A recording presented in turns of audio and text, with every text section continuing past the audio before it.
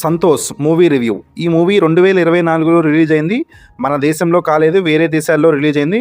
ఇది ఒక Hindi movie. Censor permission ఇవ్వలేదు అని ఈ మూవీని మన దేశంలో రిలీజ్ చేయలేదు.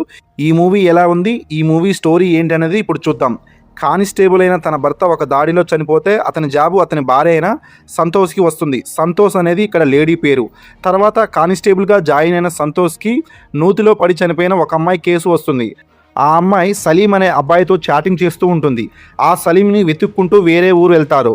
అక్కడ సలీంను పట్టుకుంటారు. సలీమే ఇదంతా చేశాడని అతన్ని చితక కొడతారు, దారుణంగా కొడతారు. అతను చనిపోతాడు. ఉరివేసుకొని చనిపోయాడని చెప్పి బాడీని అప్పగిచ్చేస్తారు. అయితే సంతోష్ నిజం తెలుసుకుంటుంది.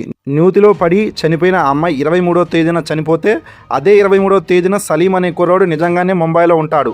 అతను సెల్ ఫోన్లో తీసిన ఫోటోలు చూస్తే 23న అతను తీసుకున్న అన్ని ఫోటోలు కనిపిస్తాయి. సంతోష్కి ఎంతో ఇష్టమైన శర్మ మేడం కూడా ఏం చేయలేకపోతుంది. ఆమెను కూడా సస్పెండ్ చేస్తారు. అయితే నూతిలో పడి చనిపోయిన ఆ అమ్మాయిని చంపింది ఎవరు తెలుసుకోవడం కోసం సంతోష్ మళ్ళీ ప్రయత్నాలు మొదలు పెడుతుంది. ఆ ప్రయత్నాలు ఏంటి, సంతోష్ ఆ కేసును ఎలా సాల్వ్ చేసిందనేది మూవీ స్టోరీ. మూవీ అయితే చాలా బాగా తీశారు. మూవీ అయితే చాలా హార్ట్ టచింగ్గా ఉంది. మూవీలో చేసిన అందరి యాక్టింగ్ బాగుంది. ముఖ్యంగా సంతోష్ పాత్ర చేసిన లేడీ క్యారెక్టర్ కానీ, సలీం క్యారెక్టర్ చేసిన వ్యక్తి క్యారెక్టర్ కానీ యాక్టింగ్ అయితే చాలా బాగుంది.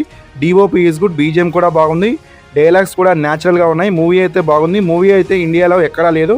క్రోమ్లో సెర్చ్ చేసి చూడొచ్చు. ఈ మూవీ అయితే చాలా బాగుంది. ఈ మూవీ హిందీ లాంగ్వేజ్లో సబ్‌టైటిల్ ద్వారా చూడొచ్చు. ఈ మూవీకి నేను ఇచ్చే రేటింగ్ వచ్చేసి 3.25/5.